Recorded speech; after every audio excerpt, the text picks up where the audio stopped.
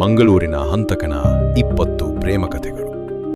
ಇವತ್ತು ನಾನು ಹೊರಟಿರುವ ಹಂತಕನ ಕತೆ ನಾವು ಸಿನಿಮಾಗಳಲ್ಲಿ ನೋಡುವಂಥ ಕಥೆಯಲ್ಲ. ಇಂದೊಂದು ಸತ್ಯ ಘಟನೆಗಳ ವರದಿ. ವ್ಯಕ್ತಿಗಳ, ದುರ್ದೈವಿಗಳ ಹೆಸರು ಬೇರೆ ಇರಬಹುದು. ರಾತ್ರಿ ಹೊತ್ತು ನಿರ್ಜನ ಕಾಡಿನಲ್ಲಿ ಹೂತಿಟ್ಟ ಶವಗಳ ಕಥೆಯಲ್ಲ. ಒಂದು ಕಪೋಲ ಕಲ್ಪಿತ ಆಧಾರ ಸಿಕ್ಕ ತಕ್ಷಣ JCB ಯಂತ್ರಗಳನ್ನು ಕರೆಸಿ ಎಲ್ಲೆಲ್ಲೋ ಗುಂಡಿ ತೋಡುವ ಕಥೆಯೂ ಅಲ್ಲ. ತೆಂಗಿನ ಮರಗಳನ್ನು ನೆಟ್ಟ ಕಥೆಯೂ ಅಲ್ಲ. ಯಾಕೆಂದರೆ ಈ ಕಥೆಯಲ್ಲಿ ಶವಗಳನ್ನು ಹುಡುಕಲು ಪೊಲೀಸರು ಕಾಡು ಸುತ್ತಲಿಲ್ಲ. ವರ್ಷಗಳ ಕಾಲ ಪೊಲೀಸರ ಮುಂದೆ ಇದ್ದ ಕಡತಗಳಲ್ಲೇ ಈ ರಹಸ್ಯ ಅಡಗಿಕೊಂಡಿತ್ತು. ಇದು ಒಬ್ಬ ಹಂತಕನ ಕಥೆ. ಆದರೆ ಅದಕ್ಕಿಂತ ಹೆಚ್ಚಾಗಿ ಇದು 20 ಪ್ರೇಮ ಕಥೆಗಳ ಕಥೆ, 20 ಮಹಿಳೆಯರ ಕಥೆ, 20 ಕನಸುಗಳ ಕಥೆ ಮತ್ತು ಒಂದೇ ಕ್ಲೈಮ್ಯಾಕ್ಸ್ನ ಕಥೆ. 20 ಪ್ರೇಮ ಕಥೆಗಳು, ಆದರೆ ಕ್ಲೈಮ್ಯಾಕ್ಸ್ ಮಾತ್ರ ಒಂದೇ. ಇದರಲ್ಲೇನು ವಿಶೇಷ ಅಂದ್ಕೊಂಡ್ರ? 100 ಪ್ರೇಮ ಕಥೆಗಳು ಮದುವೆಯ ಮಂಟಪದಲ್ಲಿ ಶುಭಂ ಅಂತ ಮುಗಿಯುತ್ತವೆ. ಇನ್ನು 100 ಪ್ರೇಮ ಕಥೆಗಳು ನನ್ನ ಮರೆತು ಬಿಡು ಅನ್ನುವ ಒಂದು ಮಾತಿನೊಂದಿಗೆ ಅಂತ್ಯ ಕಾಣುತ್ತವೆ. ಕೆಲವು ಕಥೆಗಳು ಸಂತೋಷದಲ್ಲಿ ಮುಗಿಯುತ್ತವೆ, ಕೆಲವು ಕಥೆಗಳು ಕಣ್ಣೀರಿನಲ್ಲಿ ಮುಗಿಯುತ್ತವೆ. ಆದರೆ ಈ 20 ಪ್ರೇಮ ಕಥೆಗಳು ಎಲ್ಲಿ ಅಂತ್ಯವಾದವು ಅನ್ನೋದೇ ಭಯಾನಕ. ಯಾಕೆಂದ್ರೆ ಈ ಕಥೆಗಳು ಮದುವೆ ಮಂಟಪದಲ್ಲಿ ಮುಗಿಯಲಿಲ್ಲ, ಬ್ರೇಕಪ್ನಲ್ಲೂ ಮುಗಿಯಲಿಲ್ಲ, ಜಗಳದಲ್ಲೂ ಮುಗಿಯಲಿಲ್ಲ. 2003 ಸುಮಾ ಕನ್ನಡಿಯ ಮುಂದೆ ನಿಂತು ಹೊಸ ಸೀರೆಯನ್ನು ಸರಿಪಡಿಸಿಕೊಳ್ಳುತ್ತಿದ್ದರು. ವರ್ಷಗಳ ಕಾಲ ಮದುವೆಯ ಕನಸು ಕಂಡಿದ್ದ ಅವಳಿಗೆ ಕೊನೆಗೂ ತನ್ನ ಜೀವನದ ಸಂಗಾತಿ ಸಿಕ್ಕಿದ್ದಾನೆ ಎಂದು ಅನಿಸಿತ್ತು. ಕೆಲವು ತಿಂಗಳ ಹಿಂದೆ ಪರಿಚಯವಾದ ಒಬ್ಬ ವ್ಯಕ್ತಿ ಅವಳ ಜೀವನವನ್ನೇ ಬದಲಿಸಿದ್ದ. ಮೊದಲು ಸ್ನೇಹ, ನಂತರ ಪ್ರತಿದಿನದ ಕರೆಗಳು. ಊಟ ಮಾಡಿದ್ಯಾ? ಆರೋಗ್ಯ ನೋಡ್ಕೋ, ನೀನ್ ಬೇಜಾರಾಗಿದ್ದೀಯಾ ಅನ್ಸುತ್ತಿದೆ. ಸಣ್ಣ ಸಣ್ಣ ಮಾತುಗಳು, ಆದರೆ ಆ ಮಾತುಗಳಲ್ಲಿ ಕಾಳಜಿ ಇತ್ತು. ಒಂದು ದಿನ ಅವನು ಹೇಳಿದ್ದ, ಸುಮಾ, ನಾನ್ ನಿನ್ನನ್ನು ಯಾವತ್ತೂ ಒಂಟಿಯಾಗಿ ಬಿಡಲ್ಲ. ಆ ಮಾತು ಕೇಳಿ ಅವಳ ಕಣ್ಣಲ್ಲಿ ನೀರು ತುಂಬಿತು. ವರ್ಷಗಳ ನಂತರ ಯಾರೋ ತನ್ನ ಭವಿಷ್ಯದ ಬಗ್ಗೆ ಮಾತನಾಡುತ್ತಿದ್ದರು. ಒಂದು ದಿನ ಅವನು ಕರೆ ಮಾಡಿದ. ಎಲ್ಲವೂ ಸಿದ್ಧವಾಗಿದೆ. ನಿಜವಾ? ಹೌದು, ನಮ್ಮ ಹೊಸ ಜೀವನ ಶುರುವಾಗಲಿದೆ. ಆ ದಿನ ಸುಮಾ ತನ್ನ ಮನೆಯವರ ಆಶೀರ್ವಾದ ಪಡೆದು ಹೊರಟಳು. ಅವನೊಂದಿಗೆ ಹೊಸ ಜೀವನದತ್ತ, ಹೊಸ ಕನಸುಗಳತ್ತ, ಹೊಸ ಭವಿಷ್ಯದತ್ತ. ಲಕ್ಷ್ಮಿ ಜೀವನದಲ್ಲಿ ದೊಡ್ಡ ನೋವನ್ನು ಅನುಭವಿಸಿದರು. ತಾನು ಮತ್ತೆ ಸಂತೋಷ ಕಾಣುವುದಿಲ್ಲ ಎಂದುಕೊಂಡಿದ್ದರು. ಅದೇ ಸಮಯದಲ್ಲಿ ಒಬ್ಬ ವ್ಯಕ್ತಿ ಅವಳ ಬದುಕಿಗೆ ಬಂದ. ಅವನು ಗಂಟೆಗಟ್ಟಲೆ ಅವಳ ಮಾತುಗಳನ್ನು ಕೇಳುತ್ತಿದ್ದ, ಅವಳ ನೋವುಗಳನ್ನು ಅರ್ಥ ಮಾಡಿಕೊಡುತ್ತಿದ್ದ. ಒಂದು ದಿನ ಅವನು ಹೇಳಿದ, ನಿನ್ನ ಭೂತಕಾಲ ನನಗೆ ಮುಖ್ಯವಲ್ಲ, ಹಾಗಾದರೆ ನಿನ್ನ ಮುಂದಿನ ಜೀವನ ಮುಖ್ಯ. ಆ ಮಾತುಗಳು ಲಕ್ಷ್ಮಿಯ ಮನಸ್ಸಿನಲ್ಲಿ ಹೊಸ ಭರವಸೆ ಮೂಡಿಸಿದವು. ವರ್ಷಗಳ ನಂತರ ಅವಳು ಮತ್ತೆ ಕನಸು ಕಾಣಲು ಆರಂಭಿಸಿದಳು, ಮತ್ತೆ ನಗಲು ಆರಂಭಿಸಿದಳು, ಮತ್ತೆ ಭವಿಷ್ಯದ ಬಗ್ಗೆ ಯೋಚಿಸಲು ಆರಂಭಿಸಿದಳು. ಒಂದು ಬೆಳಗ್ಗೆ ಅವಳು ಮನೆಯಿಂದ ಹೊರಟಳು. ಅವನೊಂದಿಗೆ ಹೊಸ ಜೀವನದತ್ತ, ಹೊಸ ಸಂತೋಷದತ್ತ, ಹೊಸ ಆರಂಭದತ್ತ. ಕಾವೇರಿ ಶಿಕ್ಷಕಿ. ಅವಳು ಸುಲಭವಾಗಿ ಯಾರನ್ನೂ ನಂಬುವವರಲ್ಲ. ಆದರೆ ಈ ವ್ಯಕ್ತಿ ಬೇರೆ ರೀತಿಯಲ್ಲಿ ಮಾತನಾಡುತ್ತಿದ್ದ. ಒಂದು ರಾತ್ರಿ ಅವನು ಕೇಳಿದ, ನಮ್ಮನೆ ಹೇಗಿರಬೇಕು? ಕಾವೇರಿ ನಕ್ಕಲು, ಇನ್ನೂ ಮದುವೆ ಆಗಿಲ್ಲ, ಆದರೂ ಕನಸು ಕಾಣಬಹುದು ಅಲ್ವಾ? ಸರಿ ಹೇಳು. ಮನೆಯ ಮುಂದೆ ಒಂದು ತೋಟ, ಅದನ್ನು ಯಾರು ನೋಡಿಕೊಡ್ತಾರೆ? ನೀನು. ಹಾಗಾದರೆ ನೀನು? ನಿನ್ನನ್ನು ನೋಡಿಕೊಳ್ಳುತ್ತೇನೆ. ಆ ಮಾತುಗಳು ಕಾವೇರಿಯ ಮನಸ್ಸಿನಲ್ಲಿ ಉಳಿದುಬಿಟ್ಟವು. ಕೆಲವು ದಿನಗಳ ನಂತರ ಅವಳು ಹೊರಟಳು.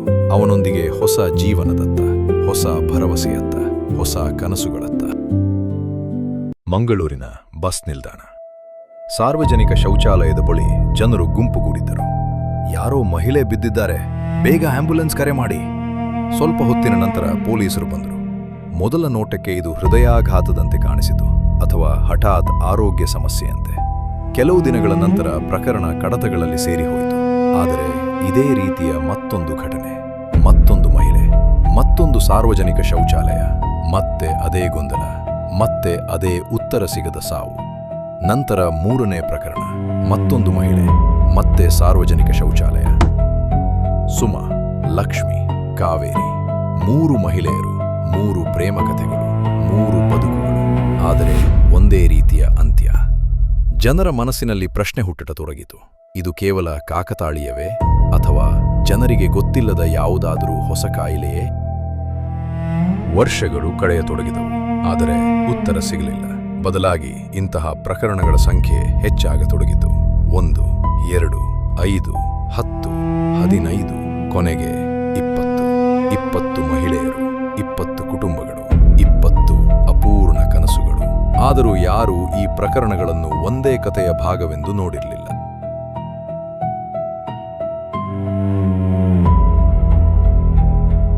2009 22 ವರ್ಷದ ಅನಿತಾ ಮನೆಗೆ ಮರಳಿ ಬರಲಿಲ್ಲ.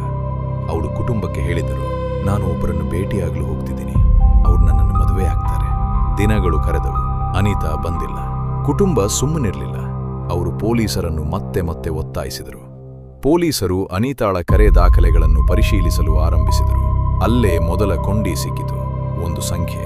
ಆ ಸಂಖ್ಯೆಯನ್ನು ಹಿಂಬಾಲಿಸಿದಾಗ ಅದು ಮತ್ತೊಬ್ಬ ಕಾಣೆಯಾದ ಮಹಿಳೆಯತ್ತ ದಾರಿ ತೋರಿಸಿತು.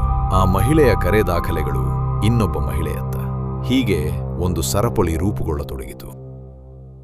ಅನಿತಾಳ ತನಿಖೆಯ ವೇಳೆ ಪೊಲೀಸರು ಒಂದು ಮೊಬೈಲ್ ಫೋನ್ನ ಸುಳಿವು ಪತ್ತೆ ಹಚ್ಚಿದರು. ಆ ಫೋನ್ ಈಗ ಒಬ್ಬ ಯುವಕನ ಬಳಿ ಇತ್ತು. ಈ ಫೋನ್ ನಿನಗೆ ಎಲ್ಲಿಂದ ಸಿಕ್ತು? ಅವನು ಉತ್ತರಿಸಿದ, ನನ್ನ ಸಂಬಂಧಿ ಕೊಟ್ರು. ಆ ಉತ್ತರವೇ ತನಿಖೆಯ ದಿಕ್ಕು ಬದಲಿಸಿತು. ಆ ಸಂಬಂಧಿಕನ ಹೆಸರು ಮೋಹನ್. ಒಂದೊಂದೇ ಹಳೆಯ ಕಡತಗಳು ತೆರೆದವು, ಒಂದೊಂದೇ ಮಹಿಳೆಯರ ಫೋಟೋಗಳು ಹೊರಬಂದವು. ಅಧಿಕಾರಿಗಳು ಅವುಗಳನ್ನು ಗೋಡೆಯ ಮೇಲೆ ಜೋಡಿಸಿದರು. ಮೊದಲು 5, ನಂತರ 10, ನಂತರ 20.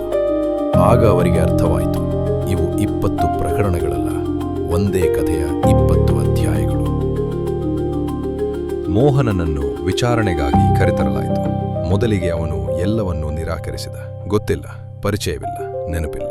ಆದರೆ ಒಂದೊಂದೇ ಸಾಕ್ಷ್ಯಗಳು ಅವನ ಮುಂದೆ ಬರುತ್ತಿದ್ದಂತೆ ಅವನ ಕಥೆಯಲ್ಲಿ ಬಿರುಕುಗಳು ಕಾಣಿಸತೊಡಗಿದವು. ಅಂತಿಮವಾಗಿ ತನಿಖೆಯಲ್ಲಿ ಹೊರಬಂದ ಸತ್ಯ ಕರ್ನಾಟಕವನ್ನೇ ಬೆಚ್ಚಿ ಬೀಳಿಸಿತು. ಮೋಹನ್ ಮಹಿಳೆಯರ ವಿಶ್ವಾಸ ಗಳಿಸುತ್ತಿದ್ದ, ಮದುವೆಯ ಭರವಸೆ ನೀಡುತ್ತಿದ್ದ, ಹೊಸ ಜೀವನದ ಕನಸು ತೋರಿಸುತ್ತಿದ್ದ. ಅನೇಕ ಸಂದರ್ಭಗಳಲ್ಲಿ ಮದುವೆಗೆ ಮುನ್ನ ಅವರ ಜೊತೆ ಪ್ರಯಾಣಿಸುತ್ತಿದ್ದ. ಮಹಿಳೆಯರು ತಮ್ಮ ಭವಿಷ್ಯದ ಗಂಡನೊಂದಿಗೆ ಹೊಸ ಜೀವನ ಆರಂಭವಾಗಲಿದೆ ಎಂದು ನಂಬುತ್ತಿದ್ದರು. ನಂತರ ದೇವಾಲಯದಲ್ಲಿ ಮದುವೆಯಾಗೋಣ ಎಂದು ಹೇಳಲಾಗುತ್ತಿತ್ತು. ಆದರೆ ಆ ಮದುವೆ ಎಂದಿಗೂ ನಡೆಯುತ್ತಿರಲಿಲ್ಲ. ತನಿಖೆಯಲ್ಲಿ ತಿಳಿದುಬಂದ ಮಾಹಿತಿಯ ಪ್ರಕಾರ ಗರ್ಭಧಾರಣೆ ಆಗದಂತೆ ತಡೆಯುವ ಮಾತ್ರೆ ಎಂದು ಹೇಳಿ ಮಹಿಳೆಯರಿಗೆ ಒಂದು ಮಾತ್ರೆ ನೀಡಲಾಗುತ್ತಿತ್ತು. ಅದನ್ನು ತೆಗೆದುಕೊಂಡ ನಂತರ ವಾಕರಿಕೆ ಅಥವಾ ಅಸ್ವಸ್ಥತೆ ಉಂಟಾಗಬಹುದು ಎಂದು ಅವರಿಗೆ ಹೇಳಲಾಗುತ್ತಿತ್ತು. ಆ ಕಾರಣದಿಂದ ಅದನ್ನು ಸಾರ್ವಜನಿಕ ಶೌಚಾಲಯದೊಳಗೆ ಹೋಗಿ ಸೇವಿಸುವಂತೆ ಸೂಚಿಸಲಾಗುತ್ತಿತ್ತು ಎಂದು ತನಿಖೆಯಲ್ಲಿ ತಿಳಿದುಬಂತು. ಆದರೆ ಅದು ಗರ್ಭ ನಿರೋಧಕ ಮಾತ್ರೆಯಾಗಿರಲಿಲ್ಲ. ಅದರೊಳಗೆ ಪ್ರಾಣಾಂತಿಕ ವಿಷವಾದ ಸೈನೈಡ್ ಇತ್ತು. ಅಲ್ಲಿಂದಲೇ ವರ್ಷಗಳ ಕಾಲ ಪೊಲೀಸರನ್ನು ಕಾಡಿದ್ದ ಪ್ರಶ್ನೆಗೆ ಉತ್ತರ ಸಿಕ್ಕಿತು. ಯಾಕೆ ಅನೇಕ ಮಹಿಳೆಯರ ಕೊನೆಯ ಕ್ಷಣಗಳು ಸಾರ್ವಜನಿಕ ಶೌಚಾಲಯಗಳಲ್ಲೇ ಅಂತ್ಯಗೊಂಡಿದ್ದವು? ವರ್ಷಗಳ ತನಿಖೆ, 100 ಸಾಕ್ಷ್ಯಗಳು ಮತ್ತು ನ್ಯಾಯಾಲಯದ ಸುದೀರ್ಘ ವಿಚಾರಣೆಗಳ ಬಳಿಕ ಮೋಹನ್ ತಪ್ಪಿತಸ್ಥನೆಂದು ಸಾಬೀತಾಯಿತು. ಆರಂಭದಲ್ಲಿ ಅವನಿಗೆ ಮರಣದಂಡನೆ ವಿಧಿಸಲಾಯಿತಾದರೂ ನಂತರ ಕರ್ನಾಟಕ ಹೈಕೋರ್ಟ್ ಆ ಶಿಕ್ಷೆಯನ್ನು ಜೀವಾವಧಿ ಕಾರಾಗೃಹ ಶಿಕ್ಷೆಯಾಗಿ ಪರಿವರ್ತಿಸಿತು. ಮಹಿಳೆಯರ ಕನಸುಗಳನ್ನು ದುರುಪಯೋಗಪಡಿಸಿಕೊಂಡ ಆ ವ್ಯಕ್ತಿಯ ಸ್ವಾತಂತ್ರ್ಯಕ್ಕೆ ಕೊನೆದಿದ್ದಿತ್ತು. ಆದರೆ ಅವನ ಕೃತ್ಯಗಳಿಂದ ಉಂಟಾದ ನೋವು ಮತ್ತು ಖಾಲಿತನವನ್ನು ಯಾವುದೇ ತೀರ್ಪು ಸಂಪೂರ್ಣವಾಗಿ ಅಳಿಸಿಹಾಕಲು ಸಾಧ್ಯವಾಗಲಿಲ್ಲ. 20 ಪ್ರೇಮಕಥೆಗಳ ಕೊನೆಯ ಪುಟ. ಅನಿತಾ, ಸುಮಾ, ಲಕ್ಷ್ಮಿ, ಕಾವೇರಿ ಮತ್ತು ಇನ್ನೂ ಅನೇಕ ಮಹಿಳೆಯರು. ಅವರ ಹೆಸರುಗಳು ಕೇವಲ ಪೊಲೀಸ್ ಕಡತಗಳಲ್ಲ, ಅವು ಅಪೂರ್ಣವಾಗಿ ಉಳಿದ ಕನಸುಗಳು. ಮನೆಗೆ ಮರಳಿ ಬರದ ಹೆಣ್ಣು ಮಕ್ಕಳು, ಕೊನೆಯ ಬಾರಿ ಬೇಗ ಒಳ್ಳೆ ಸುದ್ದಿ ಹೇಳ್ತೀನಿ ಎಂದು ಫೋನ್ ಮಾಡಿದ್ದ ಮಗಳುಗಳು. ಅವರು ತಪ್ಪು ಮಾಡಿದ್ದಿದ್ದು ಪ್ರೀತಿಸಿದ್ದಕ್ಕಾಗಿಯಲ್ಲ, ಅವರು ತಪ್ಪು ಮಾಡಿದ್ದು ನಂಬಿದ್ದಕ್ಕಾಗಿಯಲ್ಲ. ಯಾಕೆಂದ್ರೆ ನಂಬಿಕೆ ಎನ್ನುವುದು ತಪ್ಪಲ್ಲ, ಪ್ರೀತಿ ಎನ್ನುವುದು ತಪ್ಪಲ್ಲ. ಆದರೆ ಕೆಲವೊಮ್ಮೆ ತಪ್ಪು ವ್ಯಕ್ತಿಯ ಕೈಗೆ ಸಿಕ್ಕ ನಂಬಿಕೆ ಅತ್ಯಂತ ಅಪಾಯಕಾರಿ ಆಯುಧವಾಗಿ ಬಿಡುತ್ತದೆ. ಈ ಕಥೆಯಲ್ಲಿ ಸೈನೈಡ್ ಕೊಂದಿದ್ದು ದೇಹಗಳನ್ನು ಮಾತ್ರ, ಆದರೆ ಮೋಸ ಮಾಡಿದ್ದು ಹೃದಯಗಳನ್ನು, ಮುರಿದಿದ್ದು ಕುಟುಂಬಗಳನ್ನು, ಅರ್ಧದಲ್ಲೇ ನಿಲ್ಲಿಸಿದ್ದು ಭವಿಷ್ಯಗಳನ್ನು. 20 ಪ್ರೇಮ ಕಥೆಗಳು, 20 ಕನಸುಗಳು, 20 ಕುಟುಂಬಗಳ ಕಣ್ಣೀರು. ಆದರೆ ಕ್ಲೈಮ್ಯಾಕ್ಸ್ ಮಾತ್ರ ಒಂದೇ. ಈ ಕಥೆ ಕೇವಲ ಒಂದು ಅಪರಾಧ ಕಥೆಯಲ್ಲ, ಇದು ನಂಬಿಕೆಯ ಹೆಸರಿನಲ್ಲಿ ನಡೆದ ಮೋಸದ ಕಥೆ, ಮರೆಯಾಗದ ನೋವಿನ ಕಥೆ ಮತ್ತು ಇನ್ನು ಎಂದಿಗೂ ಪೂರ್ಣಗೊಳ್ಳದ 20 ಪ್ರೇಮ ಕಥೆಗಳ ಕಥೆ. ಇದು ಮಂಗಳೂರಿನ ಹಂತಕನ ಕಥೆ. ಇದರೊಂದಿಗೆ ಈ ಎಪಿಸೋಡ್ ಮುಗಿಸೋ ಸಮಯ. ಮುಂದಿನ ವಾರ ಇನ್ನೊಂದು ಎಪಿಸೋಡ್ನೊಂದಿಗೆ ನಿಮ್ಮ ಮುಂದೆ ಬರ್ತೀನಿ. ಬಾಯ್ ಬಾಯ್, ಟೇಕ್ ಕೇರ್.